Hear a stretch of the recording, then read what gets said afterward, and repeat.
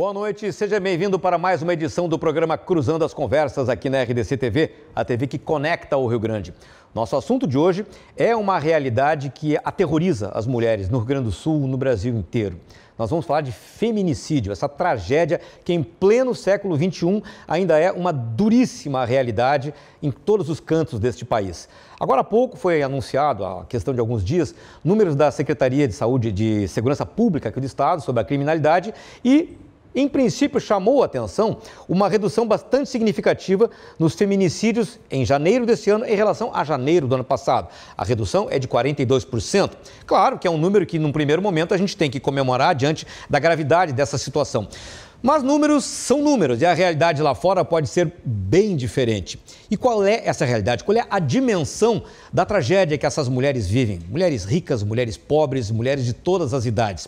E é por isso que nós recebemos hoje aqui no nosso estúdio 3 mulheres que lidam diretamente com esse assunto há muito tempo e com certeza tem muito a nos dizer. São elas a capitã da Brigada Militar e coordenadora da Patrulha Maria da Penha, Karine Pires Soares Brum, a advogada, conselheira diretora da Temis e coordenadora nacional do Comitê Latino-Americano e do Caribe para a Defesa dos Direitos da Mulher, Rúbia Abs, e a delegada titular da Delegacia Especializada de Atendimento à Mulher de Alvorada, Karina Heineck.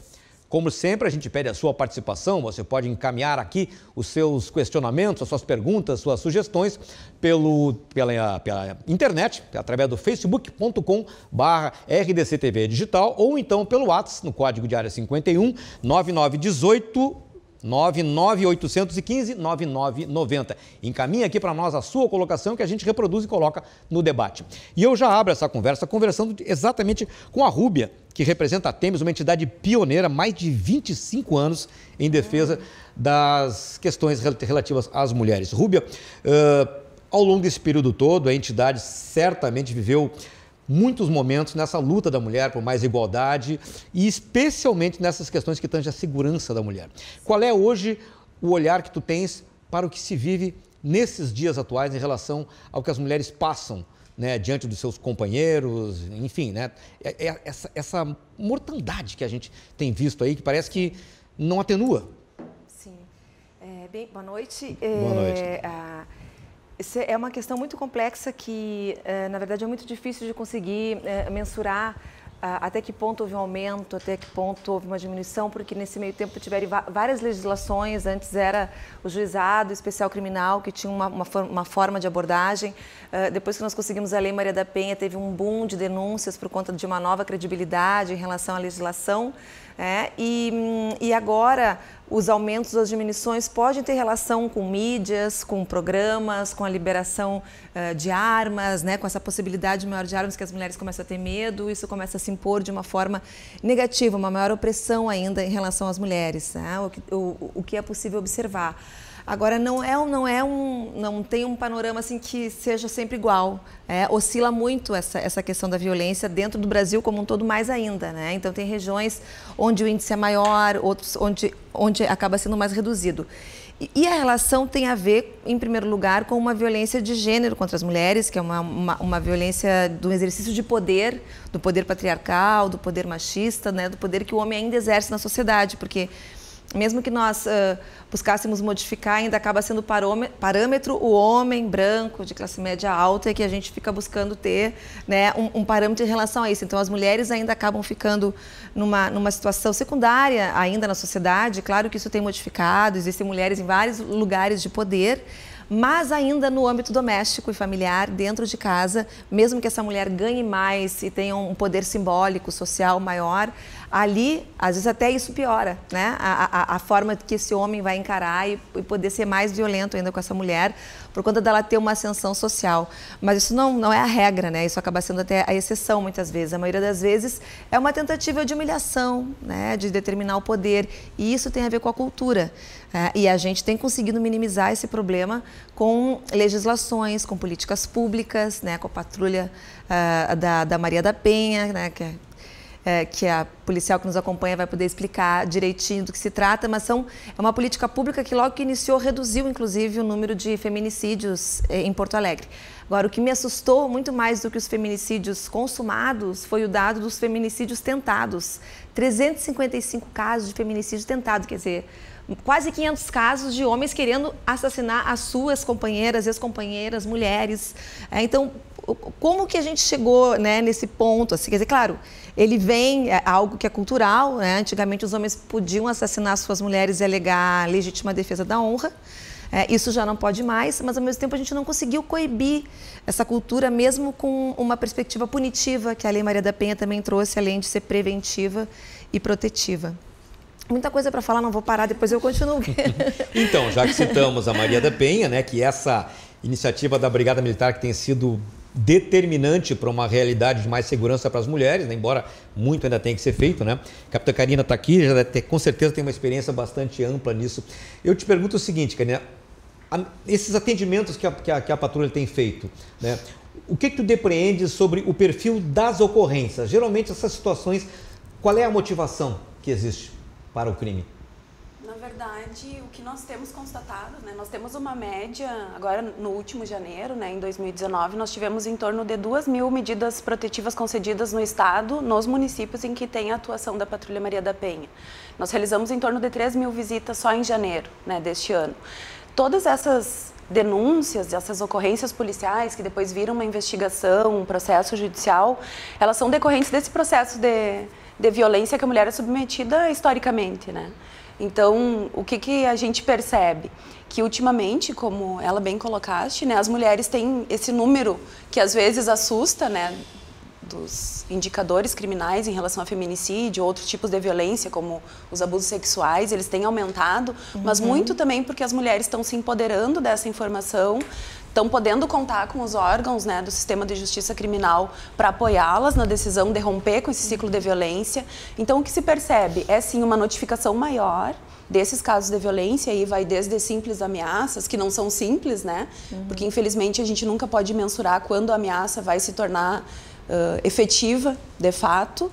Então, o que a gente percebe é que essa violência, ela existe, ela é bastante forte dentro das famílias, mas que sim, as mulheres têm tomado esse passo de fazer a comunicação, né? Então, se nós pensarmos em 32 municípios, com um número hoje de 2.000 medidas, mais de 2.000 medidas protetivas concedidas pelo Judiciário só no mês de janeiro, é um número bastante grande. Fora as que não foram deferidas, né? Que essas foram a que o Judiciário disse, sim, vamos acompanhar essa mulher mais de perto, sim, a Patrulha Maria da Penha vai fazer um acompanhamento.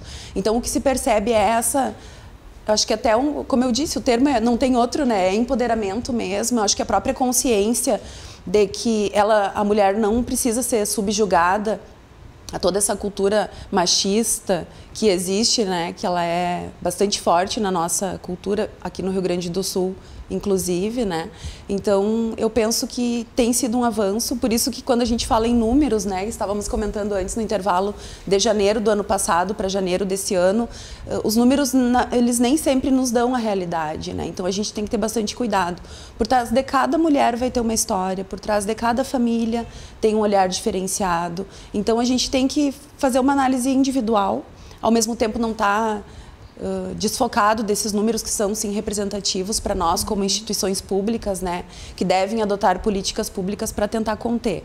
A Patrulha Maria da Penha, ela faz justamente uma fiscalização, né, como você falou que nós tivemos 300 e poucos casos de tentativas de homicídio, né, que não foram consumadas, e aí são por vários motivos, desde por outras intervenções de outras pessoas, como possivelmente também por ações da Patrulha Maria da Penha. Só em janeiro agora nós realizamos 34 prisões no estado por descumprimentos de medidas protetivas. Então, poderiam ser 34 feminicídios a mais na nossa estatística, né? Então, a Patrulha Maria da Penha, ela está além de proteger a mulher, também para fiscalizar se essa medida que está sendo concedida pelo Judiciário está sendo efetivamente cumprida, né?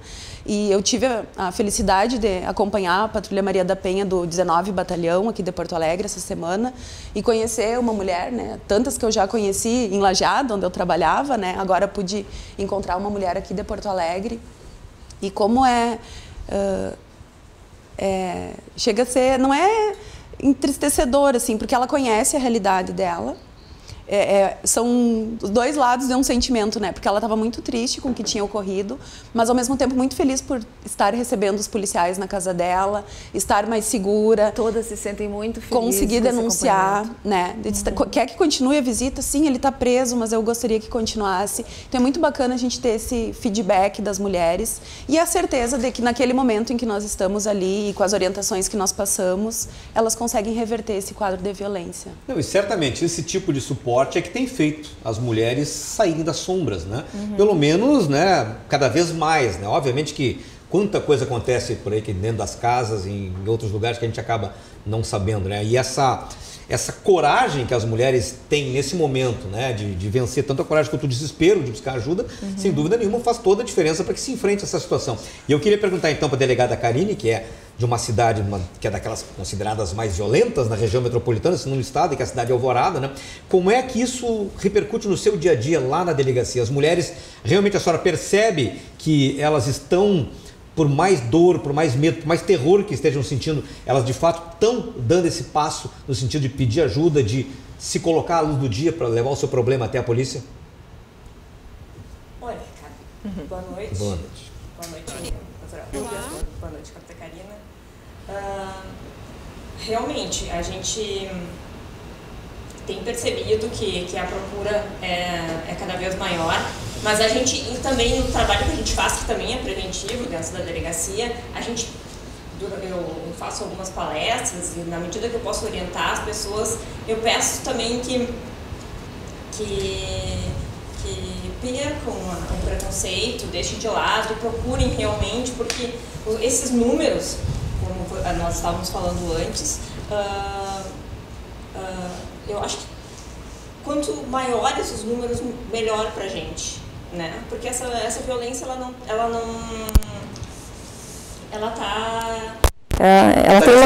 tem uma cifra oculta muito grande.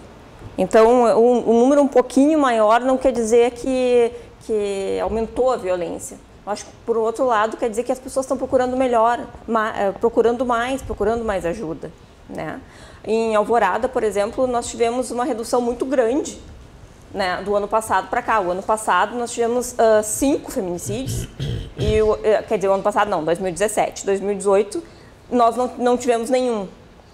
Aliás, nós tivemos um. Isso também a respeito dos números que nós estávamos falando antes. Se a gente for olhar pelos dados do observatório, do site da Secretaria, não aparece nenhum feminicídio. Mas o que aconteceu? Houve um em dezembro, só que a ocorrência foi registrada como desaparecimento. Então, esse feminicídio só estatisticamente entrou no mês de janeiro, quando a gente encontrou o corpo, né? Então, na verdade, houve um feminicídio em Alvorada o ano passado. Mas o que eu quero dizer com isso?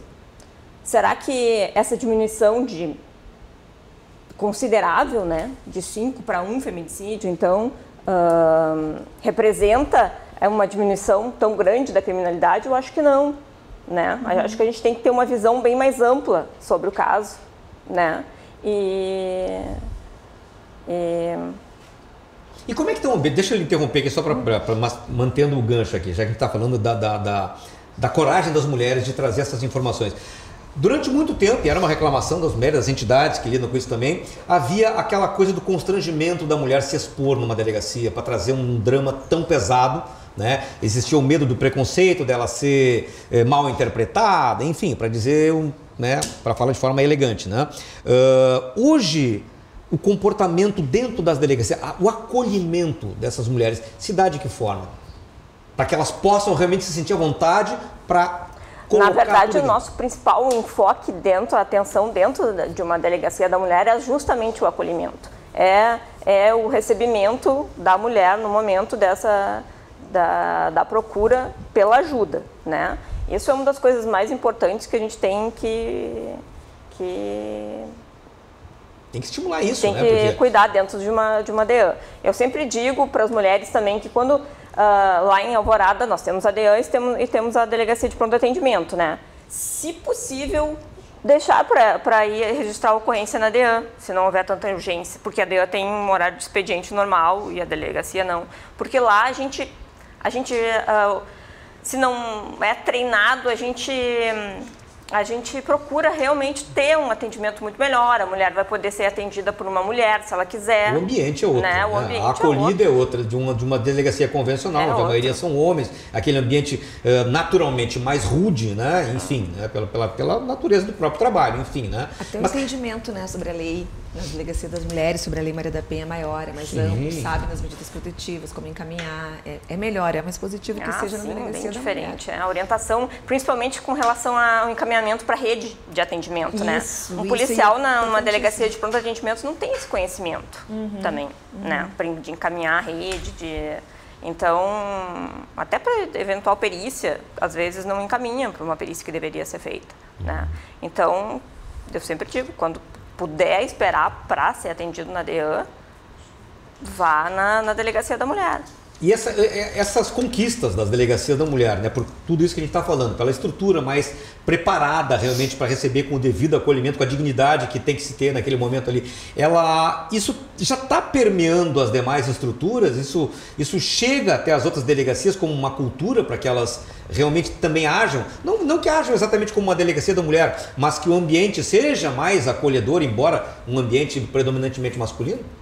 A senhora acha que essa cultura de um melhor atendimento para as mulheres diante dessa procura maior delas por ajuda já está se espraiando, digamos assim, para a estrutura das demais delegacias? Está atingindo a cultura dos demais policiais?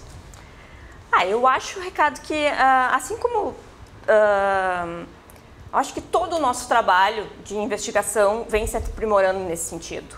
Inclusive de investigação, de técnica, de investigação, de atendimento da vítima, assim como também o esclarecimento da sociedade em relação a isso, entendeu? Então, nós temos muito que evoluir ainda, muito que evoluir. Mas acho que a gente está no caminho, né? Assim, existe um projeto, por exemplo, de treinar um policial específico para atender a gente pode implantar um projeto assim para atender a mulher numa delegacia de plantão quando surge alguma ocorrência dessa, né? Mais especificamente um treinado, mais disposto a esse tipo de atendimento, né? Porque é um atendimento bem diferenciado também pelo fato de ser de tratar de coisas familiares, de coisas pesadas, íntimo, tristes, né? O atendimento, o policial que trabalha num plantão de uma DEAN tem um esgotamento psicológico muito maior do que um policial que trabalha num plantão de uma outra delegacia. É muito... As DEANs são os lugares onde a gente tem mais problema de saúde, de laboral afastamento, mesmo, né? Porque é muito pesado. É muito pesado. É um estresse. E a pessoa tem que estar disposta a dar esse tipo de atendimento, né? Não é qualquer um. É por isso que um dos aspectos negativos, se é que é possível dizer assim, a gente estava conseguindo construir antes da aprovação da Lei Maria da Penha, que todas as delegacias atendessem, independentemente de ser DEAN, por conta, enfim, que a mulher precisava, porque estava lá naquela comunidade distante, né? Não tinha, precisava ser urgente e tal. E com a aprovação da lei, isso deu uma recuada, assim. Eu percebo que muitas mulheres reclamam que chegam em delegacias comuns e que não são atendidas, que só pode ser, dizem para ela uma informação que não é verdadeira, de que só pode ser na delegacia da mulher. Não, lá, podem dizer lá é bem melhor o atendimento, vai até ser mais rápido, porque lá vai ter a medida protetiva, que aqui eu vou ter que encaminhar. Mas daí elas acham que ali não tem o atendimento, e poderia e deveria ter, em caso de ser urgente, o delegado, enfim, tem que encaminhar o expediente para vara específica de violência igual. Mas isso é assim. Em qualquer delegacia deve ser registrado. Claro, mas é que muitas vezes se negam ao registro, entende? Porque orientam para ir para a delegacia da mulher e acabam não registrando. Pelo menos, claro, é o que as mulheres... Não, existe, a gente sabe que existe, trazem muitas vezes, né, essa dificuldade. Então, e antes estava até melhorando, antes da Lei Maria da Penha. Então, tem os aspectos positivos e os negativos, né? Eu acho que esse é o grande desafio das instituições públicas, né? Ou até as privadas, né, que trabalham com a temática, é capacitar o seu pessoal que trabalha com a mulher. Porque o tema ele é bastante delicado, né? A mulher já rompeu aquele ciclo de querer expor o seu drama, que até então é dentro de quatro paredes, né? O primeiro grande Fica desafio. restrito, às vezes nem a própria família tem conhecimento. Muita vergonha. Quando ela dá esse passo, nós temos que estar preparados para receber, né? Então, uma das preocupações nós temos hoje, como eu disse, nos 32 municípios, em torno de 120 policiais que atuam nas patrulhas Maria da Penha. todos eles têm cursos de capacitação para atuar. Mas, às vezes, quem atende a ocorrência não é o policial da Patrulha Maria da Penha, porque ela atua em horários diferenciados, de acordo com a demanda de cada batalhão. Então, a nossa preocupação como instituição também é qualificar os policiais militares de uma maneira em geral. Então, isso a gente faz tanto nos nossos cursos de formação continuada, que nós temos ao longo do ano, e isso atinge todas as regiões e todos os policiais. Claro que numa profundidade talvez não tão necessária como para quem vai atuar na patrulha, mas ao menos aquele conhecimento básico de legislação, como abordar, algumas dicas de como conversar, como se tornar receptivo, né? Então, das nossas propostas da Brigada Militar, e nós temos executado, são a realização de cursos de capacitação. Nós temos em torno de 1000 policiais já com essa capacitação específica para atuar nas patrulhas. Tivemos uma parceria bem interessante com a Senasp no ano passado, que nos formou multiplicadores, então nós temos colegas oficiais e praças em todo o estado com essa capacidade de multiplicar esse conhecimento. Então, acho que esse é o grande desafio. A gente está preparado para receber, porque a cultura, ela é quase que cruel, né? Fazendo com que, quase que involuntariamente, hoje ainda eu conversava com um colega sobre o assunto, que estaria aqui, né, trocando algumas ideias, e ele fez vários comentários, né, no sentido que a gente percebe um certo desconhecimento, ou tipo assim, mas aconteceu isso porque ela permitiu, porque levou para casa, não devia ter trocado mensagem sem conhecer. Eu disse, mas se fosse contigo, tu não pode trocar. Que desqualificam as pessoas se conhecem na rua. E são comentários que são comuns. Se conhecem ali, quer dizer, às vezes o próprio policial, quando vai atender a ocorrência, vai fazer um comentário desse tipo, mas por que tu deixou entrar na tua casa? Então, a gente tem que preparar os nossos servidores para saberem como lidar com essa situação, como atender bem essa mulher. Eu acho que a gente tem que realmente aprofundar um pouco mais. Eu quero que depois vocês nos expliquem, então, de fato, como é que tem que ser esse trabalho para realmente para que a acolhida, não só a acolhida, mas a prevenção e a orientação às mulheres ajudem a gente a enfrentar melhor essa situação. Eu vou pedir licença para vocês um pouquinho, agora que nós vamos para um rápido intervalo, a gente volta em seguidinha, não saia daí, hein?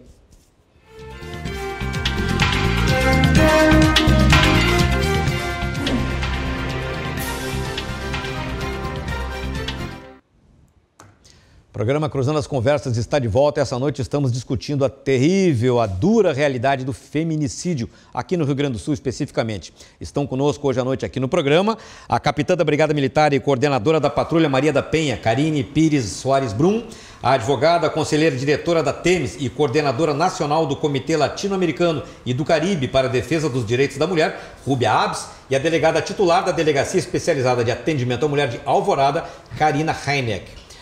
Enfim, a situação é cada vez mais difícil, a gente tem grandes avanços, a gente tem hoje cada vez mais delegacias da mulher, a gente tem, né, a atuação fundamental das patrulhas Maria da Penha, que se disseminaram pelo Estado, a gente tem entidades que surgiram a partir das lições pioneiras da TEMES, né, e que estão nessa linha de frente, mas parece que a batalha está sempre muito longe de um término, né?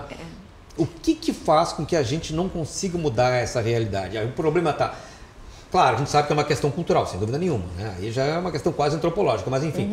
A questão, além disso, ela esbarra em muitos empecilhos legais, em muitos empecilhos estruturais dos órgãos de segurança, por onde a gente tem que começar efetivamente para começar a mudar essa realidade. É tudo isso que tu disse e mais um pouco. Não, mas tem a questão mesmo que é estrutural, né? Porque não temos o número suficiente de delegacia das mulheres, não existe condições, inclusive econômicas, né, de conseguir estruturar isso de uma melhor forma. Por outro lado, teve a Casa da Mulher Brasileira, que foi pensada, estruturada em alguns locais e que é uma política pública que parou. E que era muito efetiva, porque um pouco que a delegada trazia das questões das redes, era um local onde a rede estava estabelecida naquele espaço, facilitava... Sim, toda a rede de atendimento nos vários níveis para poder dar todo o suporte, né? Transporte, todo o suporte para encaminhamentos e tudo mais, isso era interessante. Embora havia discussões e divergências de que não tem que ter só um lugar para as mulheres, que as mulheres têm que conseguir circular em qualquer lugar e conseguir ter o atendimento também, né? Então, e a questão da cultura... isso realmente é um empecilho, porque isso não mudou muito. Mudou, claro, se a gente for pensar, a legislação mudou e isso então faz com que gere um impacto, né? Gera um impacto na sociedade ter uma legislação específica, ter uma política pública específica, mas senão também nós não teríamos criminalidade, né? Mas uma política pública que possa oferecer à mulher saídas é muito importante, porque tem muitas vezes que ela não consegue enxergar que ela vai poder ter um apoio, inclusive uma pensão alimentícia para o filho caso ela se separe. Claro que muitos não repassam nada, mas se tem um serviço fixo, se tem carteira assinada, é possível conseguir. Tem muitas mulheres que acham que isso não vai mais acontecer. Então, existe uma grande desinformação. O que tem de muito positivo na Lei Maria da Penha é que ela, como dizem, pegou, né? Então, é uma legislação que todo mundo tem conhecimento, todas as famílias têm conhecimento, todas as mulheres sabem dessa possibilidade, desse dispositivo, né? Do feminicídio, essa palavra as pessoas até desconhecem, né? De uma forma geral. Mas ela tem relação com a violência doméstica e familiar do cotidiano, do dia a dia. Os homens não cometem feminicídio do nada. Todos eles já têm um comportamento violento, já têm um comportamento que os delegados, os policiais conseguem também visualizar e verificar, só que muitas vezes policiais relatam que tem dificuldade muitas vezes nesse atendimento, porque muitas vezes quando chega a polícia, naquele momento de tensão, as mulheres com medo de mais violência, de mais represália, aí não querem que aconteça aquela prisão, ou porque o filho vai culpá-la. E aí as culpas em relação às mulheres, a gente sabe que a sociedade, né, impõe de uma forma bem forte, seja na religiosidade, né, muito forte, das mulheres serem culpadas, na sexualidade, nos comportamentos, isso é ainda muito forte. Então as mulheres acabam sendo culpadas, entre aspas, muitas vezes por sofrerem a violência. E o que não devia ser assim, ao contrário. A gente sabe, né? Perdão. Imagina. A gente sabe que a maioria desses casos, né, geralmente são ligados, o autor geralmente é alguém muito próximo da vítima, né? Sim. Agora, a gente pode dar um perfil clássico do feminicida? Existem traços que são comuns, que se possa colocar de uma maneira genérica, que seja para a gente desenhar um pouco o perfil do feminicida? Olha, a maioria dos feminicídios acontecem depois do término da relação conjugal, né? Então, acho que dá para se dizer que... Geralmente é o ex. É a posse, né? É a posse. É o domínio do corpo. Não aceitação da separação, sim. Da perda, da posse. Isso, né? isso. Não aceitar a independência que a mulher acaba de conquistar com uma separação. Geralmente é por aí. Tem umas características até no crime, né, delegada, que muitos querem deixar a mulher feia, deformada, né? Então é uma coisa de mutilar o rosto, de mutilar os seios. Não vai ser minha, não vai ser de ninguém. Os órgãos genitais, queimar. Com relação ao que tu disseste, estava falando sobre esses números que aumentam e tal. Eu acho que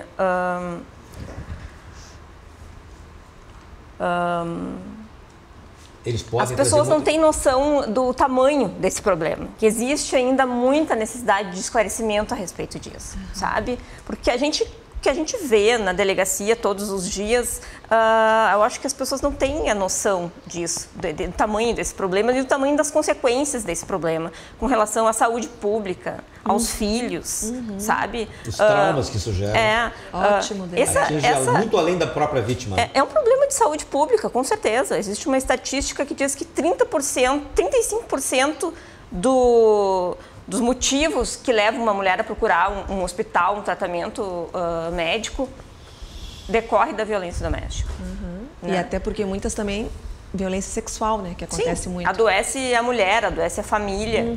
E muito eu ouço, aliás, eu leio diversas vezes por dia aquela frase: se tu não vai ficar comigo, tu não vai ficar com mais ninguém.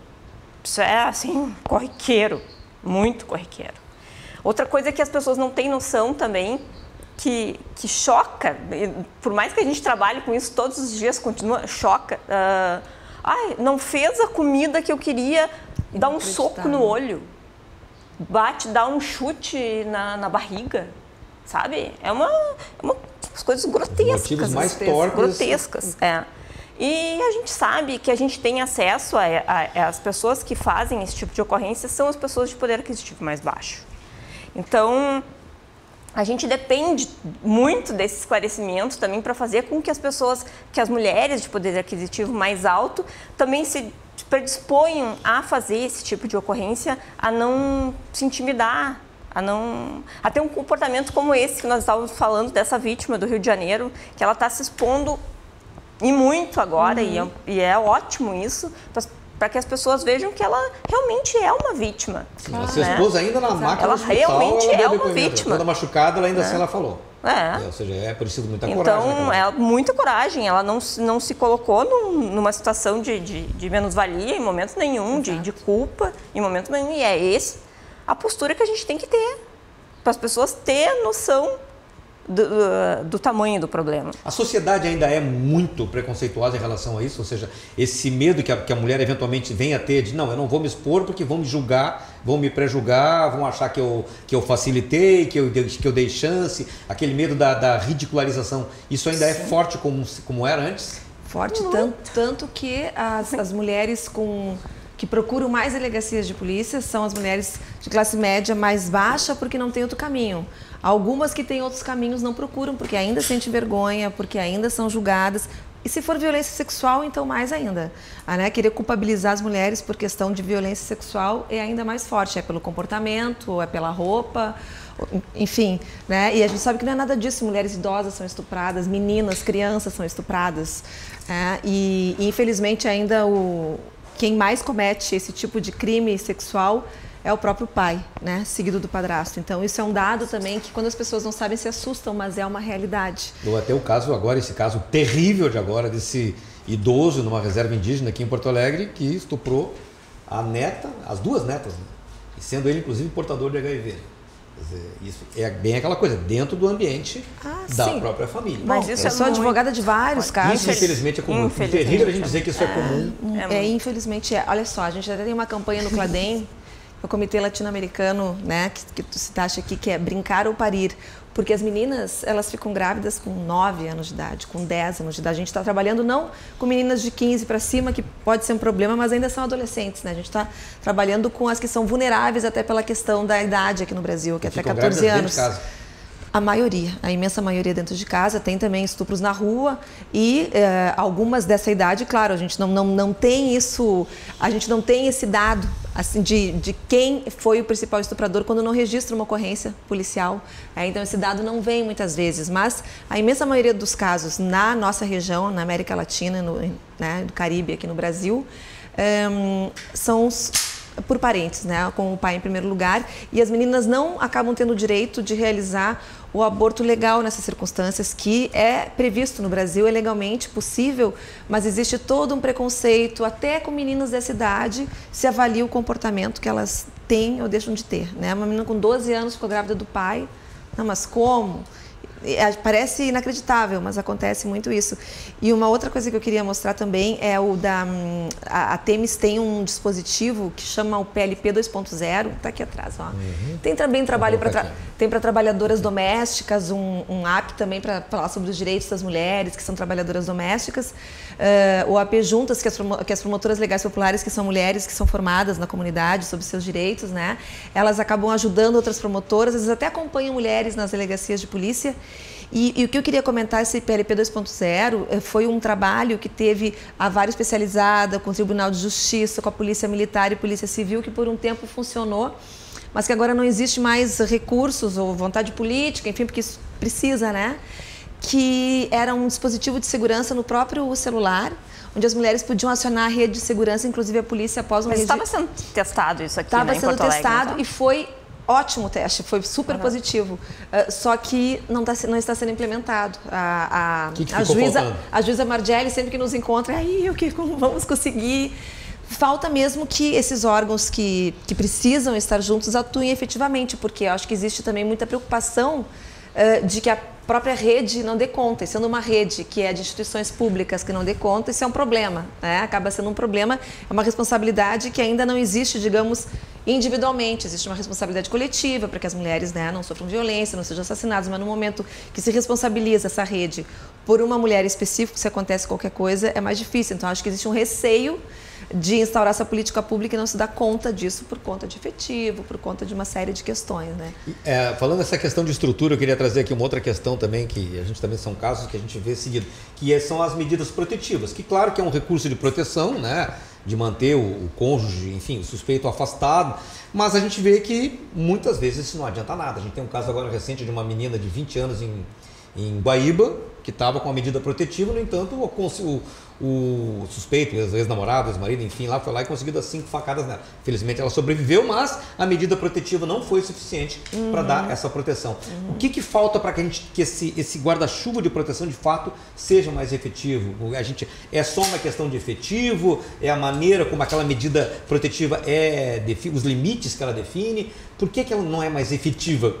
Mas ela é bem efetiva. Ela é bem efetiva. E a medida, na verdade, ela tem várias formas, né? Nós temos medidas protetivas de proibição de aproximação por determinados metros, de portar arma de fogo, por exemplo, se a pessoa tem arma, de visitar os filhos, de frequentar determinados lugares. Então, ela é muito efetiva, sim. A questão toda é que, infelizmente, nenhum órgão público vai conseguir manter uma fiscalização e uma vigilância. Vamos pensar em 2.000 mulheres, como eu falei, apenas no mês de janeiro. Diuturnamente, né? É humanamente impossível e falando em órgãos públicos, de certa forma, igualmente, né? Não tem como manter essa vigilância todo o tempo. A determinação judicial, ela tem esse condão também de quando o agressor ele é intimado dessa ordem, que ele, se eu descumprir, eu posso ser preso. E essa é uma das vantagens da Lei Maria da Penha. Como eu disse, em janeiro foram 34 presos por descumprimento da medida protetiva, ou seja, por exemplo, se aproximaram numa distância menor daquela que o juiz tinha determinado. Mas se ele é preso, ele fica ou ele paga fiança? Como é que é? Ele fica preso. Não. Quando é preventiva já fica preso, mas às vezes quando é flagrante aí pode pagar a fiança. Exatamente. E sair. Então, mas para o senhor ver assim como é a medida protetiva em si, como muitos falam, é só um papel. Algumas já teve casos que morreram com a medida protetiva no bolso, né? Já aconteceu, porque essas o papel... que saem na mídia, né? As que dão errado, exatamente, as que dão certo, a gente não tem como mensurar. Então, como eu falei, nós fizemos em janeiro mais de 3.000 visitas no estado do Rio Grande do Sul. E nós tivemos 4 casos, né, no mês de janeiro de feminicídio. Então, quantos a gente evitou? No mínimo esses 34 poderiam ser casos prováveis de feminicídio. Então, acho que passa muito mais por uma preparação cultural das nossas crianças. E aí vai desde que os homens participem desse debate. Hoje, quando eu estava pensando, né, refleti bastante o dia, Ricardo, para vir conversar aqui com vocês, né? Por que não homens aqui também? Claro que tu está aqui conduzindo o nosso debate, mas por que não um policial? Por que não um advogado? Porque esse discurso, ele tem que sair da bandeira feminista como se só as mulheres fossem responsáveis por promover essa mudança. Existe todo então, a gente já é vítima. Todo um preconceito sobre o feminismo. Já tem a culpabilização da mulher quando ela é vítima e ainda assim também tem esse... Não é um fardo, né? Porque é a nossa responsabilidade como mulheres de promover esse debate, mas isso tem que ser disseminado. E isso vai desde a participação de homens nesse processo, né, de lideranças públicas, a educação dos filhos. Né? As mães, como vão preparar os seus filhos para conviver numa relação afetiva no futuro. E como é o trato dado? Quando uma patrulha Maria da Penha chega lá na casa onde a pessoa solicitou ajuda, quer dizer, ela tem que dar aquele primeiro atendimento, fazer digamos, a segurança naquele momento ali, fazer o primeiro ataque da questão. Mas depois disso, como é que a coisa se desdobra para poder realmente fazer uma coisa mais ampla? Como é que a patrulha ela também faz o contato com os familiares? Como é que é a abordagem da família? Quais são os passos para realmente fazer com que aquela pessoa se sinta segura naquele momento? Na verdade, não tem uma receita pronta de como agir, né? A gente recebe a comunicação do judiciário de que aquela mulher possui uma medida e vamos fazer uma visita.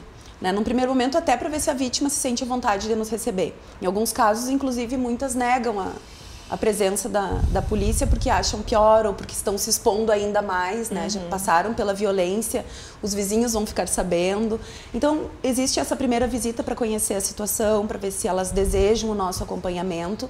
E depois disso, depende muito de cada situação. Então, tem mulheres que a patrulha conduz para os órgãos de apoio, para casas de passagem, para as próprias delegacias. Né? Em Alvorada, nós temos um trabalho ótimo em conjunto com a Maria da Penha, que eles fazem sempre os acompanhamentos para retirada de pertences. Retirada dos pertences, a patrulha que faz. Então depende muito, Ricardo. Então tem casos assim que a gente acompanha que as crianças estão fazendo uso de drogas dentro da residência pelo próprio uso comum dos pais e ao encaminhamento então para o conselho tutelar. Então vai depender muito de cada caso. O importante é que a patrulha diagnostica aquela situação e ela aciona os demais órgãos da rede. Então, se eu tenho uma criança em situação de vulnerabilidade também, então não é mais só aquela mulher, como a delegada bem falou, né?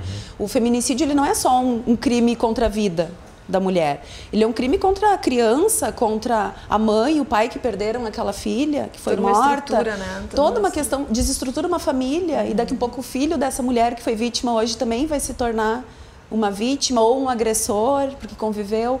Então é um ciclo muito maior. A filha vai sofrer agressão e vai achar normal. Do que simplesmente um homicídio. Por isso que é tão importante, nós falamos da Lei Maria da Penha lá em 2006, mas foi muito importante essa questão do feminicídio ser trazido também como uma qualificadora do homicídio.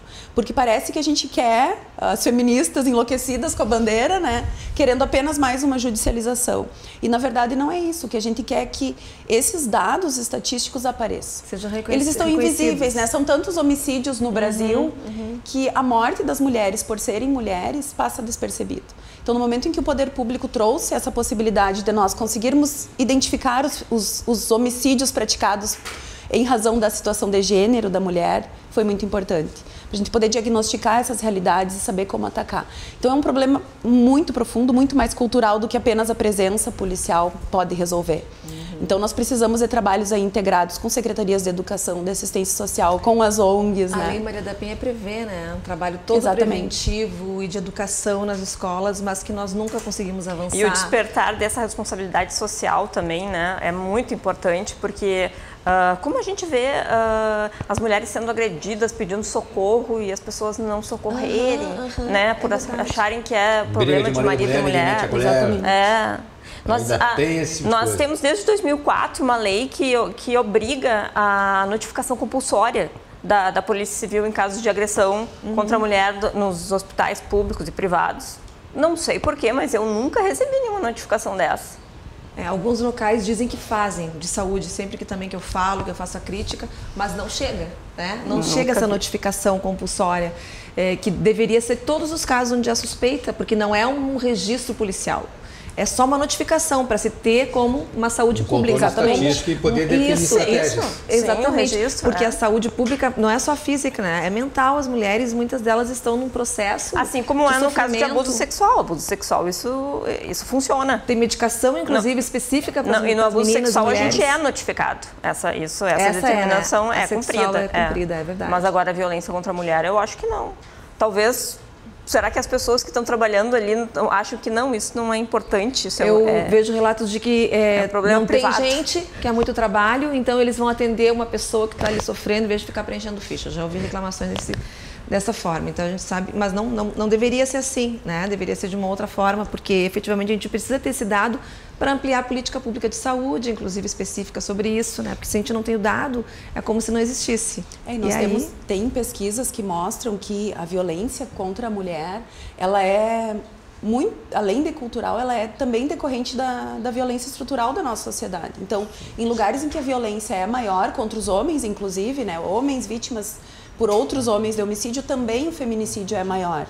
Onde há um uso abusivo de drogas, também os feminicídios são maiores. Não quer dizer que somente esses dois fatores contribuem para o feminicídio, mas são fatores de risco que contribuem. Então, a discussão é muito além, né, do simples fato de um homem não gostar da mulher ou estar com ciúmes. Ela é cultural mesmo. Em áreas dominadas pelo crime organizado, o nível de violência maior, as mulheres são objeto de troca, são posses de ainda mais escancaradas. Violência física e sexual e até como troféu também, né? Então, assim...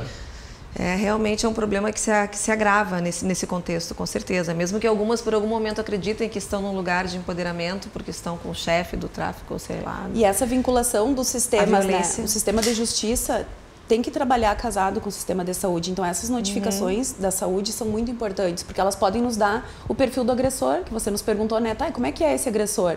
Então, ali naquele formulário tem informações como o uso de drogas, se a mulher já foi vítima de outro tipo de violência anteriormente. Só que ele é um formulário extenso, são 2 páginas, que é complicado de responder. Mas acaba ficando nos escaninhos dos hospitais, dos postos de saúde, muitos, não chega aos órgãos de segurança. Muitos são preenchidos, mas talvez não na sua totalidade, né? Talvez esse número fique subnotificado. Mas eles chegam até os órgãos de segurança ou acabam ficando nos arquivos? O encaminhamento seria para as delegacias de polícia, né? Nós já tivemos um caso em Lajeado, quando nós trabalhávamos, a rede lá da violência contra a mulher é bastante forte, bem estruturada. Tem promotoras lá. E nós trabalhávamos com a própria Patrulha Maria da Penha. Então, nós trabalhamos assim, bom, se a saúde não notificar, a brigada vai estar notificando, a Polícia Civil vai estar notificando. Então, às vezes, a Mari, na época lá, ela vai, tomara que esteja vendo, vai ficar feliz com isso, porque era um trabalho que ela promovia, ela era responsável por alimentar esse banco de dados, e ela dizia, eu prefiro que apareça 3 vezes a Karine aqui, a Polícia Civil comunicando a brigada e o posto, do que nenhuma,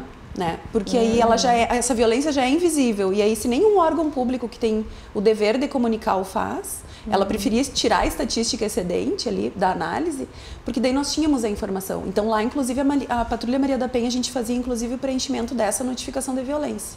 Chegava para nós o registro de ocorrência policial e nós preenchíamos com os dados do histórico daquela família.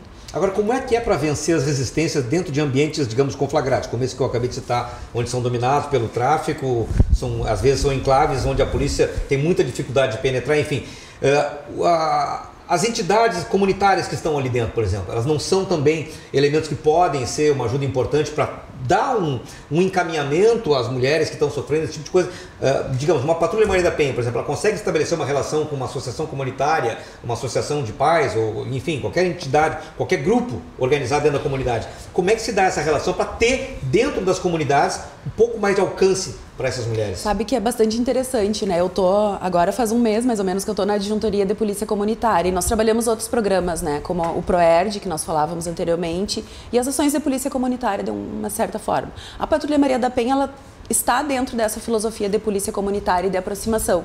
Então é bastante engraçado como nas comunidades em que a polícia, vamos dizer assim, normal, não entra, esses vasos da polícia, essa capilaridade que nós temos de aproximação comunitária consegue entrar.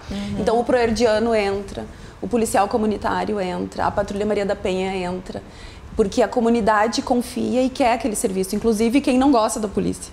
Que bom, deseja, né, que a polícia, nesses casos, esteja trabalhando.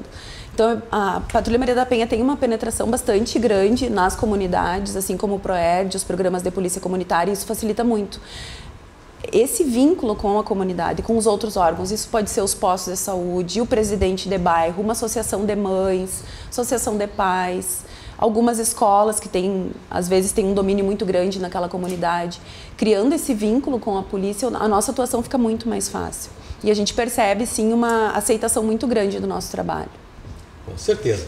A gente vai rapidinho para o intervalo e voltamos em seguidinha, tá? Não sai daí, nós já voltamos.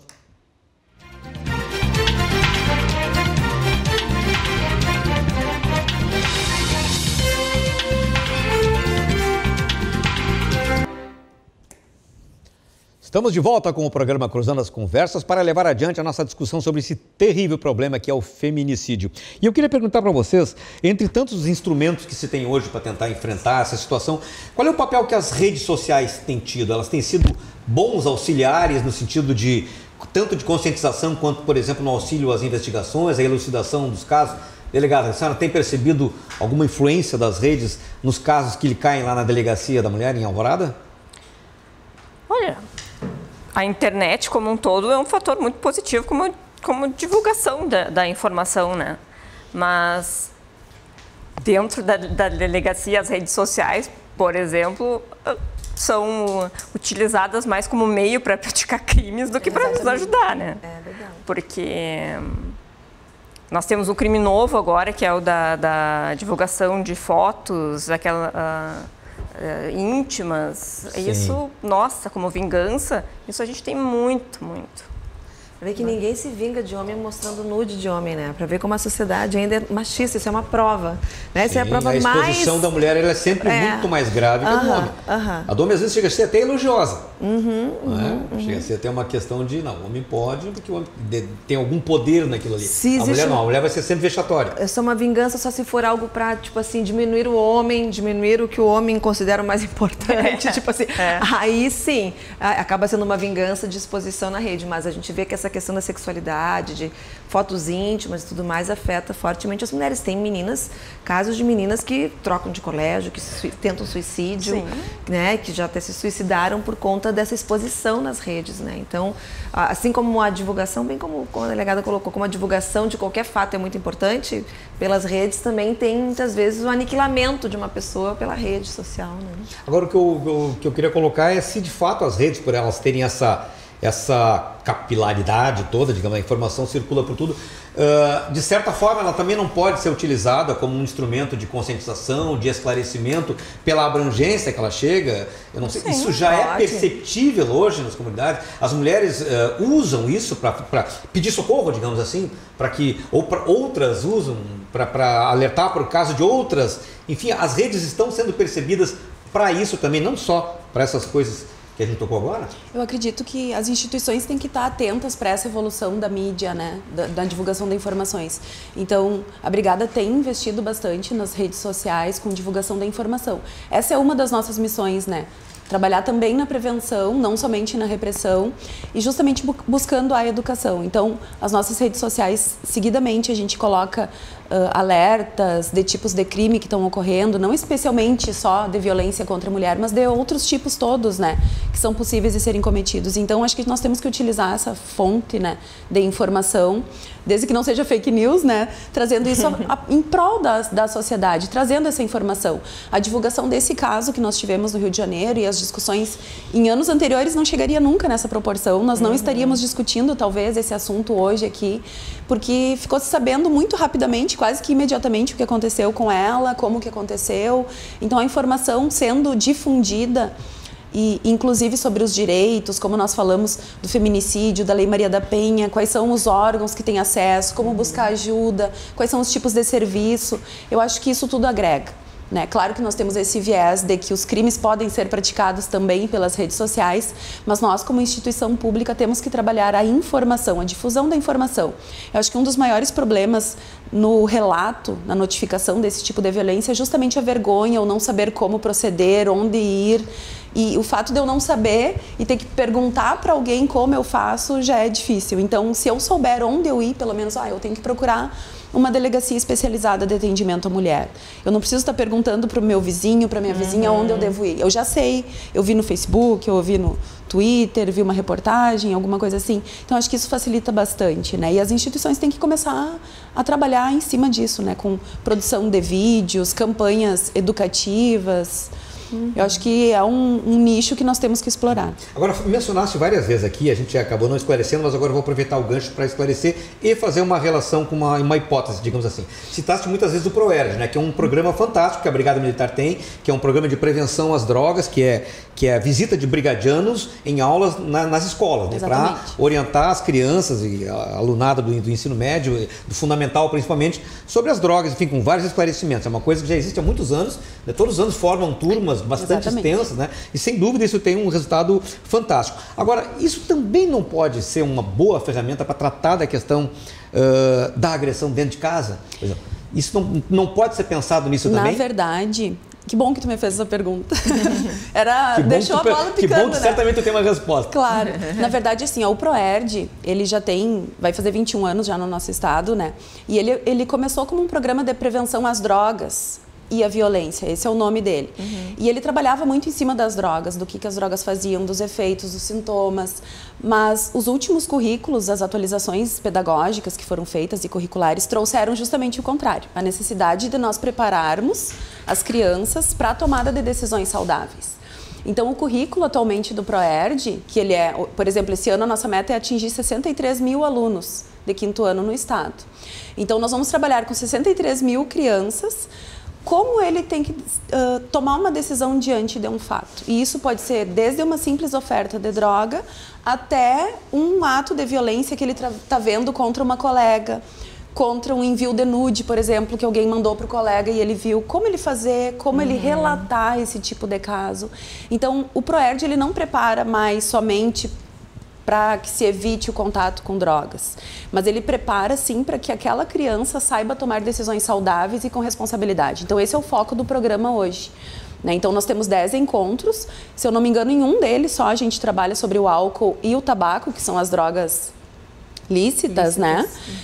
Justamente porque são as que têm uma maior entrada no mercado e maior acesso a eles, e são as drogas de porta de entrada, como a gente chama, para as ilícitas. Então, o ProERD ele já está bem atento a isso. Então, a gente trabalha muito essas questões, inclusive as próprias crianças em sala de aula relatam. O meu padrasto agrediu, como é que eu posso fazer? E a gente vai desenvolvendo um debate com eles, são crianças de quintos anos, têm 9, 10 anos, e esses relatos vêm muito fortes. E eles sabem exatamente qual é o caminho que eles devem seguir. Agora eu também sei qual o caminho, né? Vai ser pelo MEC, vai ser pela polícia, pela polícia militar que a gente vai trabalhar a educação nas escolas em relação à violência de gênero. Tem um mito muito grande do policial dentro da sala de aula. Inclusive tem escolas que não querem a nossa presença. Não querem a presença. São resistentes ao ProERD, apesar de todos os resultados. Ao ProERD, exatamente. Na Polícia Civil nós temos o papo de responsa. É verdade. Então essas questões são muito importantes, que a gente tenha acesso à criança, que os pais não nos coloquem como vilões, né, dessa situação, que a gente está ali para ajudar, que a gente está para passar informação e informação de qualidade, né? Nós fornecemos dados estatísticos para as crianças em relação ao uso de drogas. A violência da mulher, ela é muito frequente nas aulas. Eu sou uma instrutora também, né? Então, seguidamente nas minhas aulas eles perguntam, tá, mas e o que eu faço se eu ver... E a gente tem um combinado que nunca diz o nome, né? A gente diz alguém que eu conheço. Então, alguém que eu conheço está agredindo a mãe. O que eu faço? E aí a gente dá as orientações, né? Então é muito bacana, é um programa que tem tudo a ver. Quando a gente olha as pesquisas e vê que tem uma influência grande também do uso de drogas na relação com a violência da mulher, desde pelo encorajamento, por a pessoa se tornar mais agressiva com o uso de qualquer substância entorpecente, né? O ProERD está estritamente ligado a isso, não só pelo uso de drogas, mas principalmente por essa possibilidade de fazer com que a criança reflita sobre a sua responsabilidade como cidadão, como que ele pode mudar também as suas relações familiares. E como ele pode mudar uma situação dramática em casa. Não é porque eu sou filho de um traficante que eu preciso ser um traficante, eu posso ver exemplos positivos em outras pessoas, em outros profissionais, né? Então, o ProERD eu sou suspeita para falar, né, tanto do ProERD como da Maria da Penha, porque eu acho que quando a gente se envolve com esse tipo de ação e a gente fica, por vezes, enxugando gelo, como a gente fala, né, que os índices criminais parece que não cessam e não reduzem, por mais que se prenda, que se consiga testemunhas, parece que nunca a gente dá conta, né? Morre uma hoje, morre outra amanhã. Então, eu acho que trabalhar a educação, a formação cívica das pessoas, a responsabilidade com o outro, acho que esse é o caminho. Né? Então, eu estou na área de trabalho que eu acredito. Né? Eu acho que é nisso que a gente tem que investir, educação das crianças, educação dos policiais, educação das mulheres, para que a gente saiba conviver em sociedade. Esse é o grande problema hoje, né? A gente não sabe mais como se relacionar. E a violência está aí. Então, às vezes é mais fácil eu dar um soco, que nem tu falaste, né? Porque eu fiz a comida salgada, então, em vez de eu ir ver por que a comida chegou naquele estado, porque se estava muito preocupada, se tinha algum problema no trabalho, e fez a comida salgada, sei lá. Por que eu não converso? Por que eu não escuto essa mulher, né? Acho que a gente perdeu isso. É muito mais fácil eu dar um soco, né? E estancar ali, né, momentaneamente aquele problema. Então, é difícil a gente promover essas reflexões. Como eu disse, né, a gente precisaria de mais homens no processo também, né, para que essa mudança comece a ocorrer. Tu sabes que essa sensação de enxugar gelo eu não tenho dentro da DEA.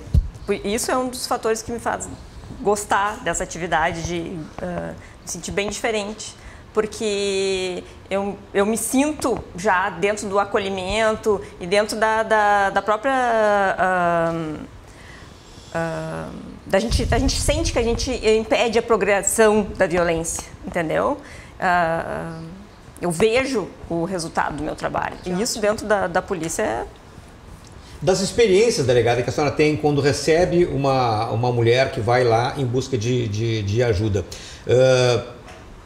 Quantas delas, digamos, de 10 entre 10, tá? Quantas realmente, a partir do momento em que elas venceram aquela barreira do medo, do constrangimento, da vergonha, elas vão lá e procuram a polícia, quantas levam aquilo ali adiante? Quantas acabam recuando depois por medo do cônjuge, ou medo da repreensão da sua comunidade em torno, ou da sociedade como um todo? Como é que esse comportamento se manifesta pela sua percepção diária na delegacia? Bom, é importante que se diga que os crimes que a gente mais denunciados são ameaça, crimes contra a honra, perturbação da tranquilidade. Na maioria são crimes que dependem da iniciativa da vítima, de representação, né? A lesão corporal é de ação penal pública, então a vítima não pode tirar a queixa, digamos assim. Sim. Né? Então, dentro desses crimes que dependem da representação da vítima, que são ameaças e tal, olha, tiram a queixa que por cima, assim, talvez uns 30%. Já foi pior? Acho que já. Então, ou seja, as mulheres realmente estão se encorajando. Acho que sim. Depois que toma uma iniciativa, pelo menos a maioria leva adiante. Ou seja, se ela denunciou uma agressão, ela vai sustentar logo adiante num novo depoimento, ela vai manter aquilo. Por isso que eu digo que é importante as pessoas procurarem uma DEAN, porque essas pessoas que trabalham dentro da DEAN não têm aquela concepção de que a mulher... A DEAN é Delegacia de Apoio à Mulher, né? Isso, desculpa. Essas pessoas, a gente que trabalha, que conhece a matéria, não tem aquela concepção que mulher gosta de apanhar, que ela vai lá e vai... A gente tem consciência, a gente sabe dos problemas, dos fatores que levam a mulher a retirar a denúncia. E às vezes até nas audiências, né, do juizado, nas varas de violência, muitas mulheres elas não têm interesse na continuidade da parte criminal. Elas só querem ter a medida protetiva por 4 meses ou o tempo que é determinado, podendo prorrogar caso tenha medo. Não necessariamente elas têm interesse, claro, que isso aí é quando são coisas leves, né? Porque isso é muita agressividade, muita violência. Até quando é uma ação pública incondicionada, quando é lesão corporal, isso nem pode. Mas muitas delas, o que elas querem é fazer cessar aquela violência, conseguindo uma medida protetiva. Elas já estão satisfeitas. Isso acontece muito dentro do alcoolismo, o uso de drogas, porque é aquela coisa, ele é um ótimo pai, né? É uma ótima pessoa, só que quando ele usa droga, ele fica violento, ele é outra pessoa, né? Então, quando isso acontece, quando ele ameaça, ela vai lá, faz a ocorrência e depois, nossa, tem todo um contexto, né? Por isso que é tão importante a rede, para a gente poder perceber isso, de repente poder encaminhar para um tratamento. Tem mulheres que só conseguem romper depois de um tratamento psicológico, muitas vezes que a própria rede encaminhou, elas se tratam em rede pública e conseguem perceber que elas estão sendo oprimidas, que elas não são ruins, nem são más mães, nem são vagabunda, né? Como o homem gosta de dizer que ela é, ela acaba se sentindo nesse contexto e aceitando e com o apoio da rede, elas conseguem romper esse padrão de violência, né, que elas vivem. Mas a rede, perdão por interromper, mas seguindo na sequência do teu raciocínio, a rede ela também atinge, digamos, o agressor, por exemplo, se é um alcoólatra, um alcoolizado, né?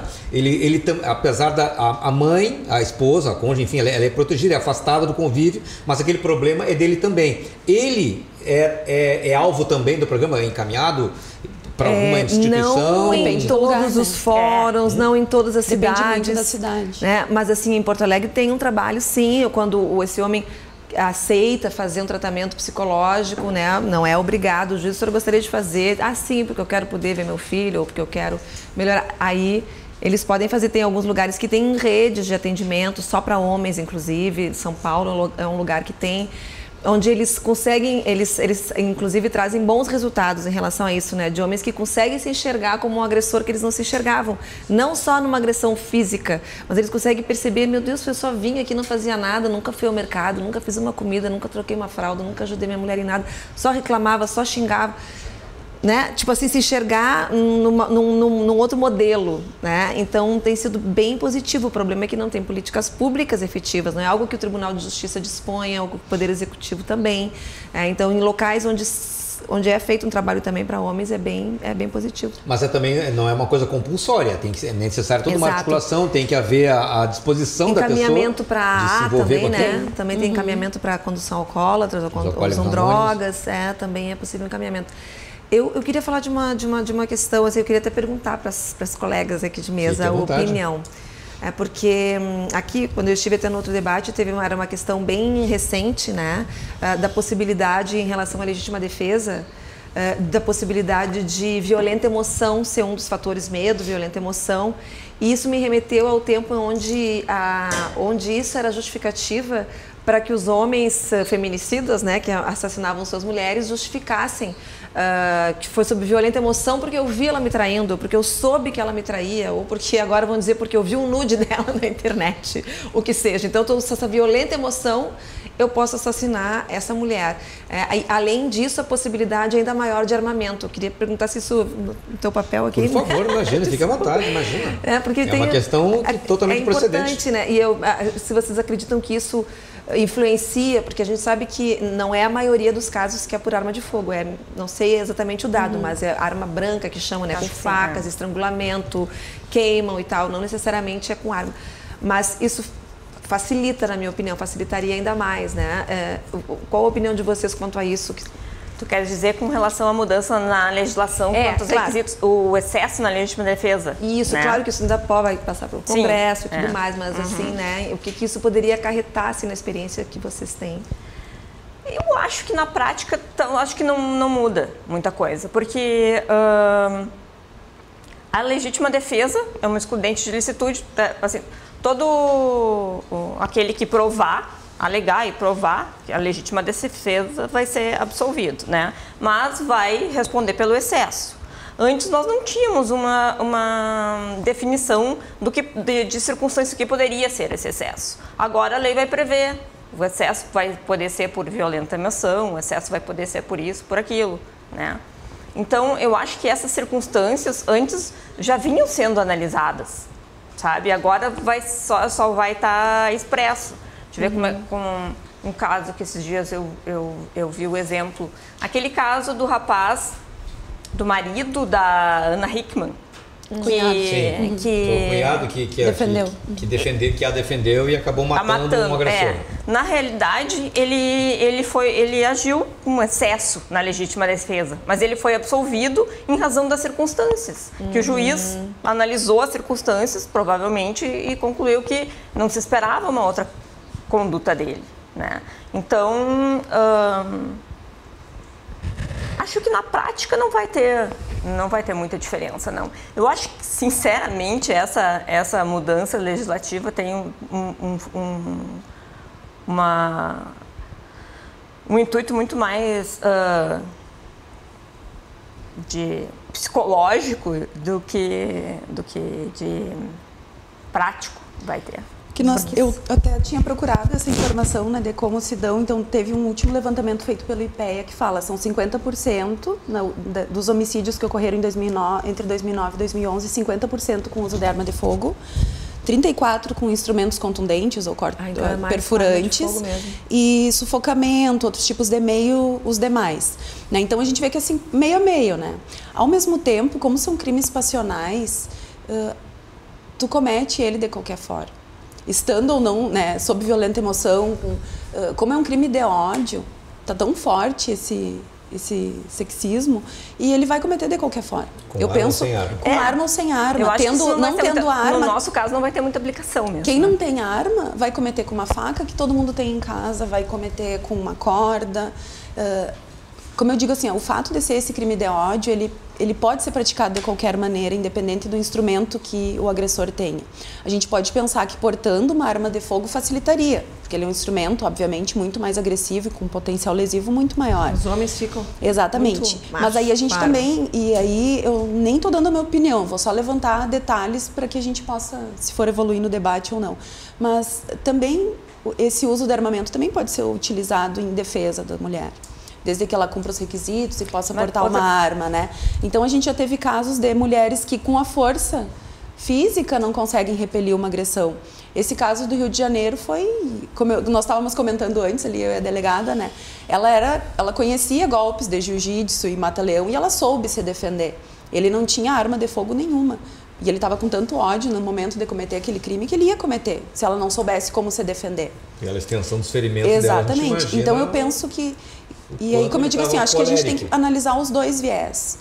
Pode-se ficar pior o índice de feminicídios em razão dessa, não é nenhuma liberação do porte de arma, mas é uma alteração legislativa que vai permitir, talvez, que mais pessoas tenham porte, mas também vai ter para o outro lado.